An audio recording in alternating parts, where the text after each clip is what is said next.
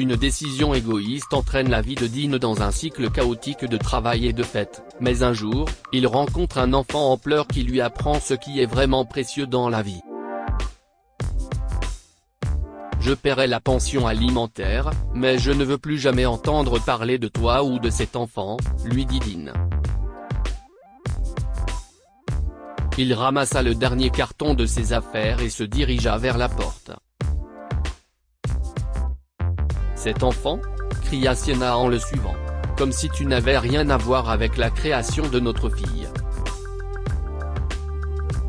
Dean déposa le dernier carton dans son 4x4. Il s'apprêtait à monter à bord lorsque Sienna lui attrapa le bras. Tu ne seras jamais heureux si tu nous quittes, Dean. Les yeux de Sienna étaient remplis de larmes. Tu vivras dans le regret de savoir que tu as abandonné ta famille. Dean ne pouvait pas regarder Sienna dans les yeux alors qu'il retirait sa main de son bras. Il baissa les yeux, mais le baby bump de Sienna était tout aussi accusateur que son regard. Au revoir, Sienna, dit-il. Sienna regarda Dean s'éloigner, choqué. Ils n'étaient mariés que depuis 3 ans, mais ils se connaissaient depuis l'université. Ils travaillaient dans le même café. Lorsque leur relation est devenue sérieuse, ils ont partagé le rêve de posséder un jour leur propre café. Dean avait changé depuis. Il était constamment frustré ces derniers temps et ça ne prenait à Sienna. Maintenant qu'elle y pense, son mariage avec Dean s'est dégradé depuis plus d'1 an. Sienna posa une main sur son ventre. Ce n'est pas ce que je voulais pour toi, ma chérie, mais il vaut mieux ne pas avoir de père que d'en avoir un mauvais. Les larmes coulèrent sur le visage de Sienna tandis qu'elle grimpait sur son lit. Elle avait beau essayer de se convaincre que c'était pour le mieux, Dean lui avait brisé le cœur. Elle allait devoir se construire une vie pour elle et leur fille sans lui. Elle ne comprenait pas comment il pouvait être aussi insensible. Il les avait abandonnés comme si c'était la chose la plus facile au monde. Peut-être qu'il ne l'avait jamais aimée autant qu'elle l'aimait. Pendant ce temps, Dean mettait sa radio à fond et descendait la rue à toute allure. Il avait l'impression que tout le stress d'un mariage trop jeune disparaissait. Il n'y aurait plus de femmes acariâtres ni de bébés hurlants. Enfin, il était libre. Dean avait de grandes ambitions pour sa carrière dans la société de distribution de café pour laquelle il travaillait. Ces derniers mois, son patron avait demandé à Dean de prendre plus de responsabilités, mais Sienna l'avait forcé à refuser parce qu'elle ne voulait pas qu'il voyage autant. Dean décida d'appeler Gary, son patron, dès le lendemain matin. Il parcourrait tout le pays s'il le fallait pour réussir. Peut-être qu'il trouverait une bonne femme au cours de ses voyages, une femme qui ne se plaindrait pas tout le temps et qui tomberait enceinte à l'improviste. D'abord, j'ai droit à une fête, dit Dean. Il se gara devant le premier bar qu'il vit et entra. Une tournée pour tout le monde, dit-il au barman. Je viens de devenir un homme libre. Dean fit de son mieux pour oublier Sienna au cours des années qui suivirent, et il y parvint. Il a adopté la philosophie du work hard, play hard. Il sillonna l'Oregon pour son entreprise et passa ses nuits à fréquenter les bars et les boîtes de nuit. Il eut de nombreuses aventures et entama des relations, mais elles se terminèrent toutes mal. L'une de ses premières petites amies, après Sienna, a provoqué une intoxication alimentaire dans toute sa famille après leur avoir préparé un plat de palourdes. La mère de Dean dut être hospitalisée. Une autre de ses petites amies était beaucoup trop intelligente et compétitive. Elle s'était jointe à lui et à ses amis pour un jeu de connaissances générales et les avait tous détruits. Dean a encore des flashs d'elle claquant avidement sa paume sur la table lorsqu'elle connaissait la réponse à une question. Il n'avait jamais été aussi embarrassé de sa vie. La dernière relation de Dean a pris fin lorsqu'il a découvert combien la femme dépensait en cosmétiques de luxe et en maquillage. Il avait vu le prix d'un flacon de gel douche, bloquer son numéro et éviter les endroits qu'il savait qu'elle fréquentait. Dean se tourna vers son patron, Gary, qu'il avait invité à prendre un verre ce soir-là. Gary, qui a écouté Dean décrire toutes ses relations désastreuses, lui adressa un sourire ironique. « Essaie de te mettre à ma place », lui dit Gary. « J'ai un enfant avec le vieux boulet à la maison et une gentille assistante qui a aussi un enfant. » « Tu as un enfant avec ta maîtresse ?» demanda Dean. Gary rit. « Pas du tout. Le père de l'enfant s'est enfui et les a abandonnés. Elle était prête à ce que je vienne et que je sois l'homme de la maison, tu vois ce que je veux dire ?» Dean ricana, mais le cœur n'y était pas. Il n'aimait pas la tournure que prenait cette discussion et ne comprenait pas pourquoi cela le dérangeait d'entendre Gary parler de sa maîtresse de cette façon. « Ne regarde pas maintenant, mais je crois que cette dame là-bas veut mieux te connaître. » Gary poussa Dean du coude et lui indiqua une femme aux cheveux bruns à l'autre bout du bar. Dean et la femme se regardèrent et se sourirent l'un à l'autre. Elle était magnifique. Dean s'empressa de lui offrir un verre. Sur l'insistance de Gary, Dean passa le reste de la soirée avec la femme, Margot. Ils convinrent de se retrouver le lendemain pour une promenade dans le parc voisin. C'était une belle journée. Margot et Dean discutèrent tout en marchant et découvrirent qu'ils avaient de nombreux centres d'intérêt en commun. Tout allait pour le mieux jusqu'à ce qu'un enfant qui criait dans les buissons se soit précipité vers eux. « À l'aide !» cria la petite fille. Des larmes coulaient sur son visage. Dean s'accroupit pour demander à la jeune fille ce qui n'allait pas, mais Margot s'avança. « Hug, tu ne détestes pas les petits enfants ?» demanda-t-elle à Dean. « Arrête de pleurnicher, sale gosse, et va-t'en. Tu nous déranges et tes cris ne nous intéressent pas. » Dean fut choqué par l'attitude de Margot. Il s'est vu en elle l'espace d'un instant, ce qui l'a fait se sentir hideux. « Je crois que notre rendez-vous est terminé, Margot, » dit Dean.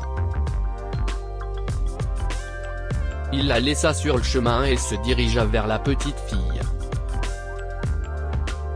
Les paroles méchantes de Margot avaient effrayé la petite fille et l'avaient fait pleurer encore plus fort. « Ne t'inquiète pas, je vais t'aider », dit Dean à la jeune fille. « Conduis-moi à ta mère. » Elle est par là. La jeune fille montra les buissons derrière elle. Elle prit la main de Dean et le conduisit de l'autre côté. Une couverture de pique-nique était étalée sur l'herbe à côté des buissons. Une femme était allongée dessus. Dean tendit la main pour prendre son pouls et sursauta lorsqu'il réalisa qu'il la connaissait.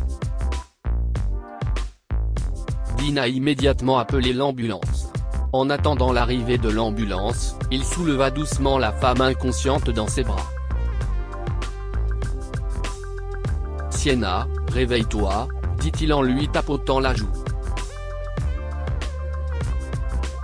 Dean regarda la petite fille. Elle avait les cheveux et les taches de rousseur de sa mère, mais ses yeux verts et son nez pointu. Dean avait des yeux verts et un nez pointu. Elle avait aussi l'âge qu'il fallait. J'ai connu ta mère il y a longtemps, répondit Dean. Quel est ton nom? Adora. Maman m'a dit qu'elle avait choisi ce nom parce qu'elle m'aime beaucoup. Les ambulanciers arrivèrent alors et emmenèrent Sienna à l'hôpital.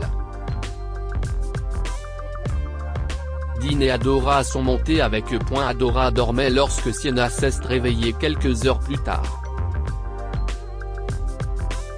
Ses yeux se sont écarquillés lorsqu'elle a vu Dean dans sa chambre d'hôpital. « Est-ce que si est ma fille ?» demanda Dean en désignant Adora. « Oui. » Sienna le regarda remplissant les yeux. « Qu'est-ce ce que tu fais là? Elle est belle. » Dean poussa un profond soupir. « Je suis ici parce qu'Adora m'a appelé pour l'aider parce que sa mère n'allait pas bien. Je ne savais pas que c'était toi, ni qu'elle était ma fille. On dirait que le destin nous a réunis. » Sienna ricana. « J'apprécie ton aide, Dean, mais tu peux retourner d'où tu viens maintenant. » « Et si je ne veux pas ?» demanda Dean. « Je sais que j'ai été horrible avec toi il y a toutes ces années, mais je crois vraiment que nous nous sommes retrouvés pour une raison. S'il te plaît, laisse-moi faire amende honorable pour t'avoir abandonné. J'aimerais faire la connaissance d'Adora. Va te faire voir. » Sienna se redressa et appuya sur le bouton pour appeler une infirmière. « Je ne le ferai pas, » plaida Dean. « S'il te plaît, donne-moi une chance. Je te prouverai que je ne suis pas le même homme qui t'a quitté. » Un léopard ne change pas ses taches. Sienna lui lança un regard noir. Tu n'es rien d'autre qu'un pauvre type qui a fui ses responsabilités, et si est tout ce que tu seras jamais. Dean fixa Sienna. Ces mots l'avaient touché en plein cœur. Il n'avait jamais vraiment réalisé ce que cela avait dû être pour elle d'élever Adora seule. Pendant tout ce temps, il n'avait jamais pensé à l'impact de ses choix sur elle. Lorsque l'infirmière arriva et escorta Dean hors de la chambre, il n'objecta pas et ne se plaignit pas. Il avait réalisé une chose importante à propos de sa vie et de la personne qu'il était devenu. Il était clair pour lui qu'il avait pris un mauvais tournant dans sa vie. Dean ne cessait de penser à Sienna et Adora. Il était déterminé à arranger les choses. Lorsque Sienna est sortie de l'hôpital, Dean est allé la voir. « Qu'est-ce ce que tu veux ?» demanda Sienna en arrivant à la porte. « Je veux te dire que je suis désolé. » Il s'est agenouillé sous le porche. « J'ai fait une terrible erreur en te quittant. Je réalise maintenant qu'il n'y a pas de femme parfaite dans le monde, mais tu es la meilleure femme que j'ai jamais connue. J'ai été idiot de te perdre, et 2 fois plus idiot de perdre ma fille aussi. » Sienna croisa les bras. « Je t'ai dit que tu ne serais jamais heureux, mais il est trop tard pour revenir en rampant. Je suis dans une relation sérieuse. » Dean la regarda bouche bée. Il ne lui était jamais venu à l'esprit qu'un autre homme pouvait être dans le coup. Il ne savait pas quoi dire, mais la plus grande surprise était encore à venir. « Tout va bien, bébé ?» Dean se leva en sursaut lorsque Gary apparut à la porte. Il avait appelé Sienna bébé. Cela signifiait-il qu'elle était la maîtresse dont son patron avait parlé ce soir-là au bar? « Sors de cette maison, sale menteur !» Dean saisit le bras de Gary et l'entraîna sous le porche. Tu as perdu la tête? Gary se dégagea de Dean. Si tu ne pars pas tout de suite, je te vire. Gary eut un sourire cruel. J'espère que tu aimes vivre dans la rue parce que je vais m'assurer que personne dans cette industrie ne t'engage. Comment vivras-tu alors, grande gueule? J'ai une idée, répondit Dean. Mais qu'est ce qui se passe? S'écria Sienna. Il est marié. Dean pointa Gary du doigt. Et il s'est servi de toi pendant tout ce temps. Il ne se soucie pas du tout de toi. Sienna se tourna vers Gary, mais il était déjà en train de partir. Il a ignoré les demandes de réponse de Sienna et a démarré sa voiture. Au moins, il ne m'a pas abandonné alors que j'étais enceinte, dit Sienna. Elle secoua la tête. Je suis désolé, Sienna, pour tout cela. Tout ce qui s'est passé est dû à mon mauvais choix. S'il te plaît, je t'en supplie, laisse-moi me rattraper. Sienna observa Dean. Il commençait à penser qu'elle serait d'accord, mais elle lui tourna le dos et rentra à l'intérieur. Dean décida d'essayer une dernière fois. Il arriva chez Sienna et la convainquit de l'accompagner en ville. Il se gara devant un magasin vide et déverrouilla la porte. Tu te souviens de notre rêve d'avoir un café? Dean étendit les bras dans l'espace ouvert. Je vais le construire ici même. Je veux revenir à cette époque où toi et moi partagions nos espoirs et nos rêves pour un avenir commun, mais avec la sagesse et la gratitude que j'ai acquises. Il se rapprocha de Sienna et lui prit la main. S'il te plaît, donne-moi une autre chance d'être l'homme que toi et Adora méritez, un homme que vous êtes fiers d'avoir dans vos vies. Sienna balaya la pièce du regard. Tu peux avoir une seconde chance, mais ce ne sera pas facile, Dean. Il y a beaucoup de blessures entre nous qui doivent guérir, et tu dois encore prouver que tu es l'homme que tu prétends être devenu. Dean accepta. Il construisit son café et fit de Sienna une copropriétaire. Au cours des mois suivants, il a traité Sienna et Adora comme des reines et a travaillé dur pour regagner la confiance et l'amour qu'il avait brisés il y a des années. Finalement, Dean et Sienna se sont remariés et ont élevé leur fille dans une famille heureuse. Que pouvons-nous apprendre de cette histoire? On ne peut pas avoir une vie épanouie si l'on néglige ses responsabilités. Dean s'est senti dépassé par ses responsabilités, mais il aurait dû demander de l'aide ou discuter de ses sentiments avec Sienna au lieu de s'enfuir. Ne brisez pas la confiance d'une autre personne.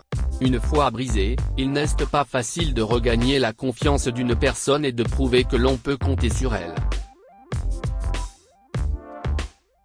Partagez cette histoire avec vos amis. Elle pourrait égayer leur journée et les inspirer.